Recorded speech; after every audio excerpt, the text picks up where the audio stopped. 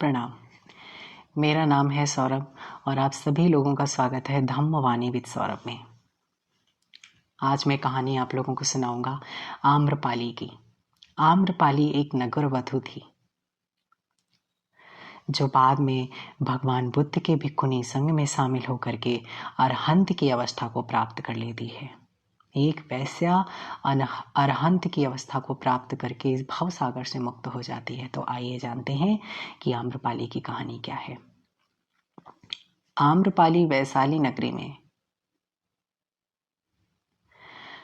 नगरी की थी। तो वहाँ पे गणतांत्रिक राज्य था। तो वहाँ के राजा को एक बार एक आम्रवन में एक सुंदर सी कन्या प्राप्त होती है। वो सुबह बगीचे में टहल रहे होते हैं तो उनको एक सुंदर सी कन्या प्राप्त होती है।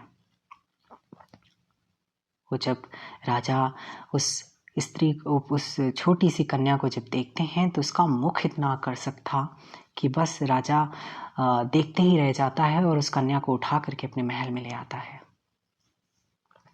और उसका नाम आम्रपाली रखते हैं। और वो राजा उसकी सेवा के लिए एक परिवार को उसको सौंप देते हैं। आम्रपाली बचपन से ही नृत्य और गायन आदि कलाओं में निपुणता प्राप्त कर लेती है। बचपन से सीखने लगती है और बहुत जल्दी ही इन सब चीज़ों में बिल्कुल परिपक्व हो जाती है। वो जब गायन करती तो अपने नादी स्वर से, अपने मधुर वाणी से सबको मंत्रमुग्ध कर लेती। वो जब नाचती तो अपनी भाव भंगिमाओं से सबको आकर्षित कर लेती। और आम्रपाली जैसे जैसे बड़ी हो रही थी वैसे वैसे उसकी सुंदरता में और चार चांद लग रहे थे। उसकी काया बिल्कुल सोने के समान थी, मुलायम सी त्वचा और काले से बाल। इतनी सुंदर थी कि उसकी रूप की चर्चा पूरे वैशाली नगरी में होने लगी।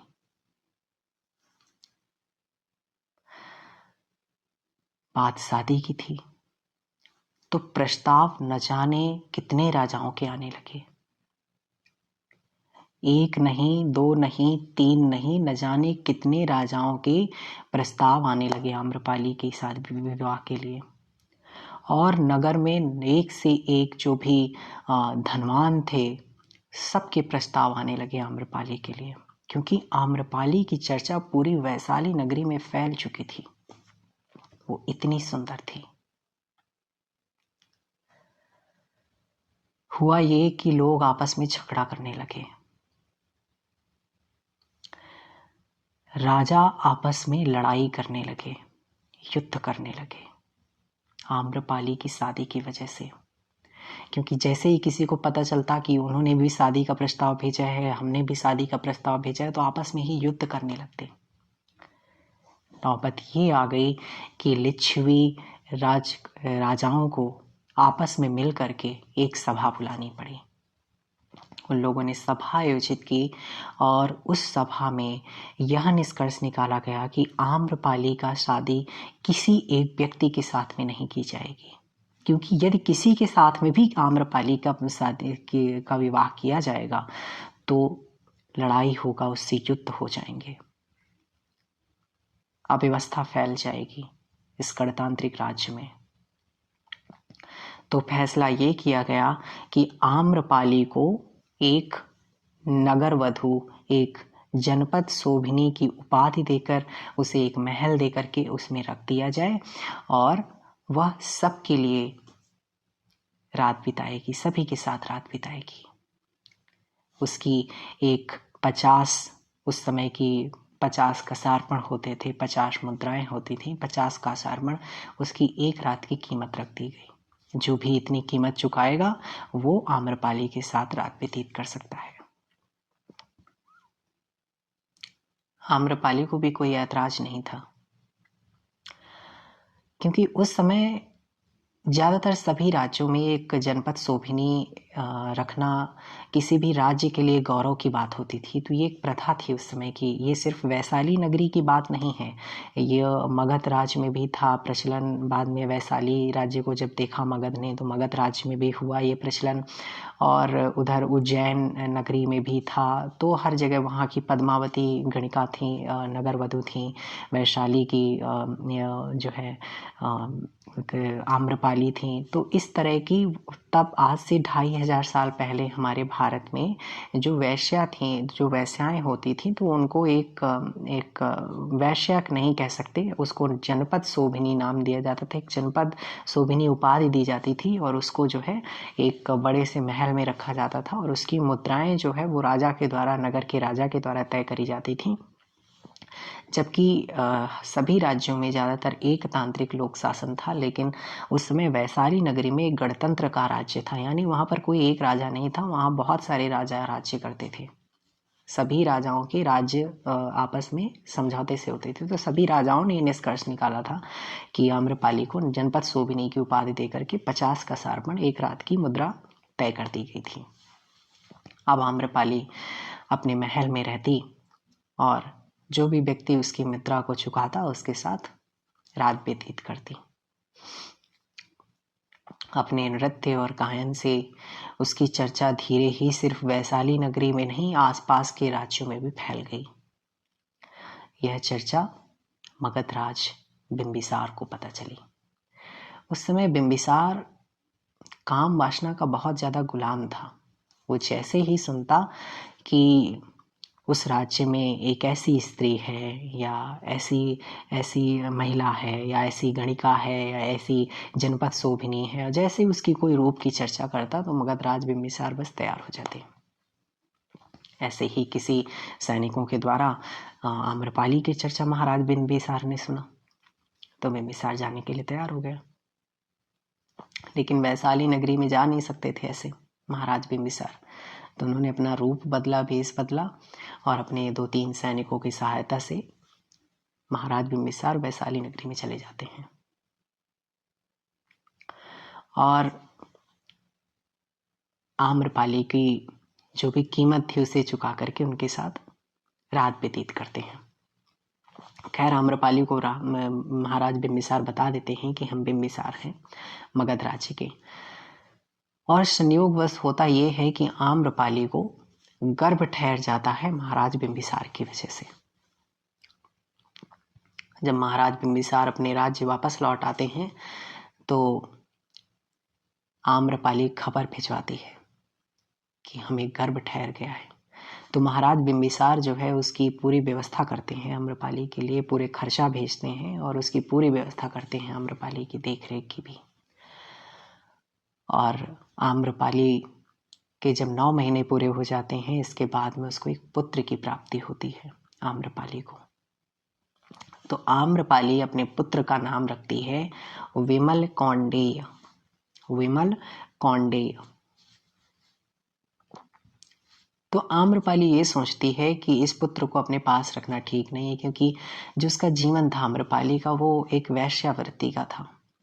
तो उसकी परवरिश में और बहुत सारी चीज़ों में व्यवधान आएगा। इसकी वजह से आम्रपाली अपने बेटे विमल कौंडेय को मगधराज बिंबिसार के पास भेज देती है। मगधराज बड़ी ही प्रसन्नता के साथ अपने पुत्र को, विमल कौंडेय को, अपने राज्य में रख लेते हैं और उसकी परवरिश करने लगते हैं।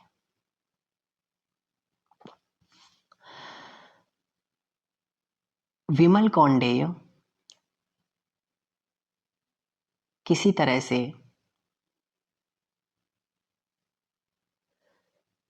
भगवान बुद्ध के संपर्क में आ जाता है, और भगवान बुद्ध के संपर्क में आने की वजह से वो भगवान बुद्ध की शिक्षा से इतना ज़्यादा प्रभावित होता है कि विमल कौंडेय अपना सिर मुंडा करके भिक्षु बन जाता है, सन्यासी बन करके भगवान बुद्ध के भिक्षु संघ में शामिल हो जाता है।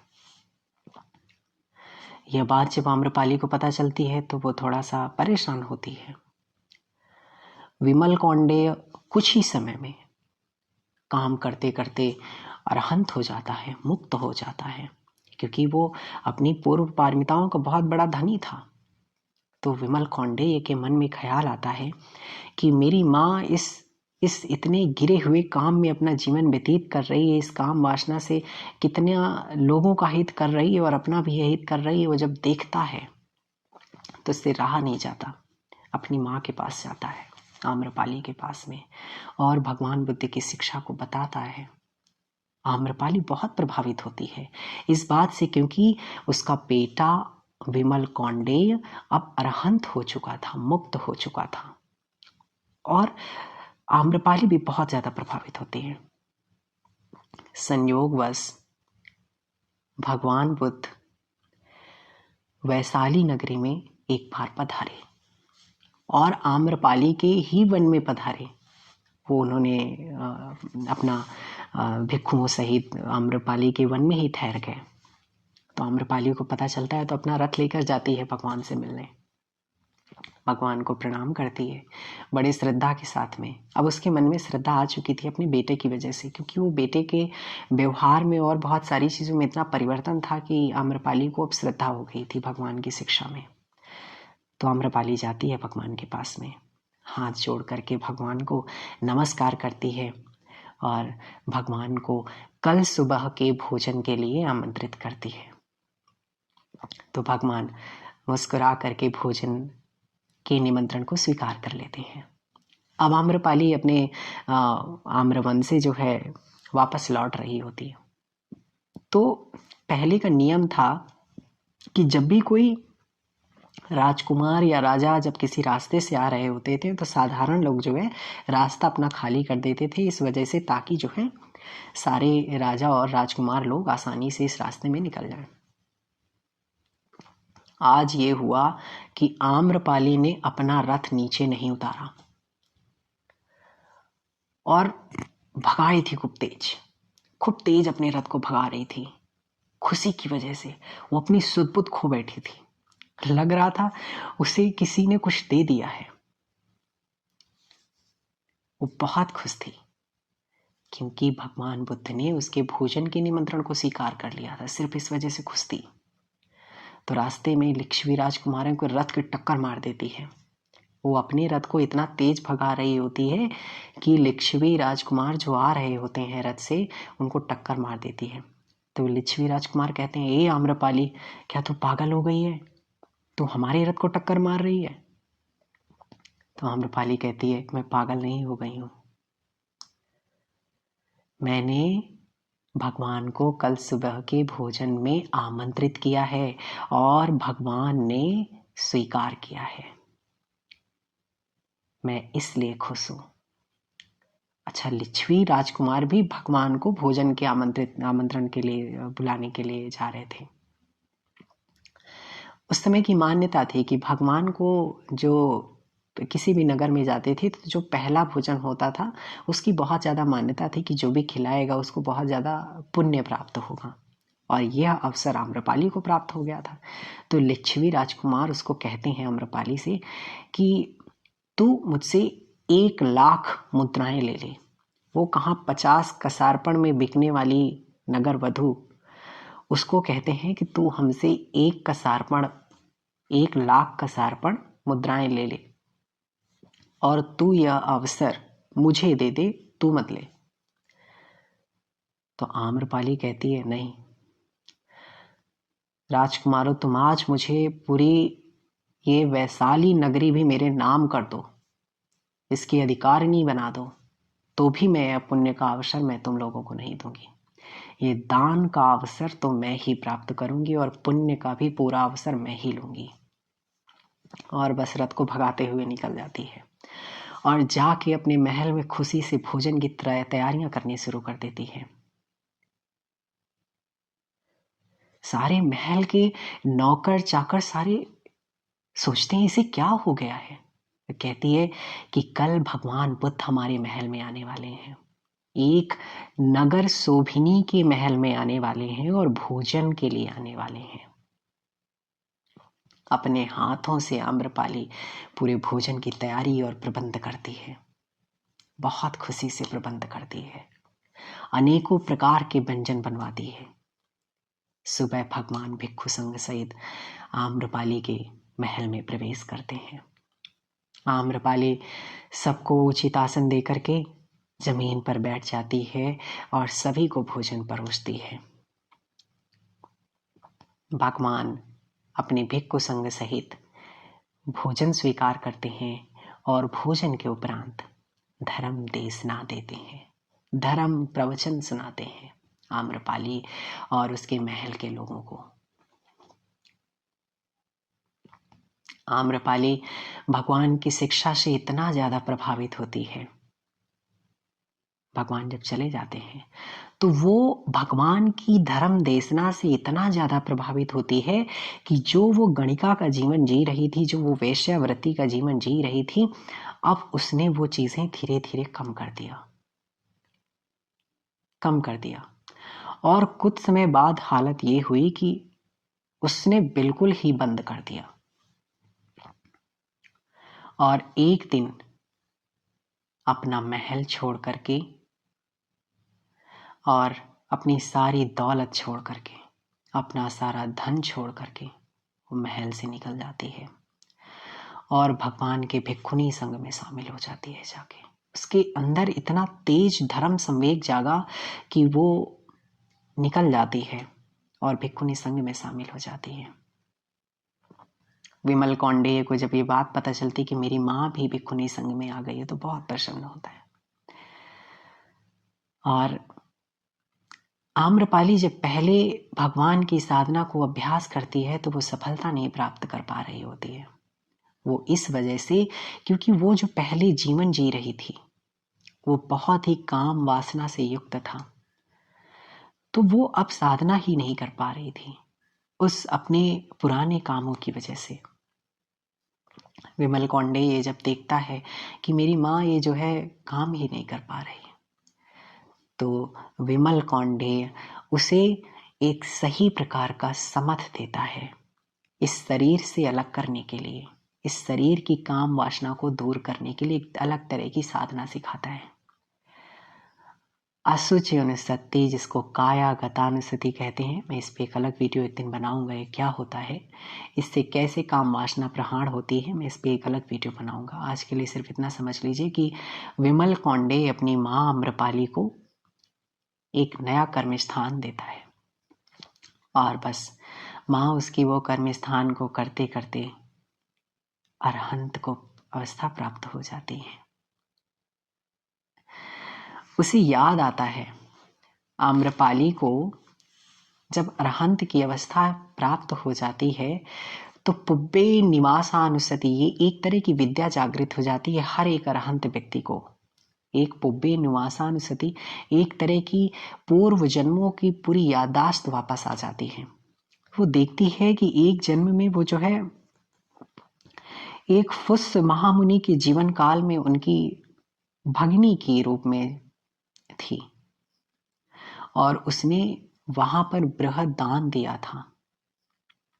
एक बुद्ध पुरुष को उसने दान दिया था और आशीर्वाद के स्वरूप, उस दान के आशीर्वाद के स्वरूप में उसने आशीर्वाद मांगा था अपनी सुंदर काया के लिए। उसी के फलस्वरूप उसे इस जीवन में आशीर्वाद, इतनी सुंदर काया मिली थी। उसको स्वर्ण की तरह चमकता हुआ शरीर मिला था। उसकी काली काली आंखें और उसकी गर्दन और उसके बाल इतने खूबसूरत थे, वो सिर्फ उस दान के फलस्वरूप मिला था क्योंकि उसने एक बुद्ध पुरुष को दान दिया था। और उसे वैश्यावृत्ति का जो जीवन जिया था, उसने उसको भी याद किया कि मेरे किस कर्म की वजह से मुझे वैश्या का जीवन जीना पड़ा। तो वो देखती है कि एक बार उसने किसी भिक्खुनी संघ की किसी अरहंत महिला को, अरहंत भिक्खुनी को उसने कटु शब्द का प्रयोग किया था। उस कटु शब्द में उसने वैश्या शब्द यूज किया था उस भिक्खुनी के लिए, उस अरहंत भिक्खुनी के लिए। तो उस अरहंत भिक्खुनी को इस शब्द, कटु शब्द के प्रयोग करने की वजह से उस कर्म के विपाक के फलस्वरूप आम्रपाली को इस जीवन में वैश्या का जीवन जीना पड़ा था। आम्रपाली अपने उस इतने बेकार के काम से अब बाहर निकल कर आ गई उस काम वासना भरे जीवन से बाहर निकल कर आ गई। पूरे राग को, पूरे द्वेष को, पूरे मोह को प्रहार कर दिया। अब वो अरहंत हो गई। तो आम्रपाली जनपद शोभिनी से अरहंत हो गई। ये बात सिर्फ भगवान बुद्ध के समय में हुई, ये सिर्फ तभी के लिए नहीं है। ये विपश्यना साधना आज भी उतनी ही कारगर है जितनी पहले थी।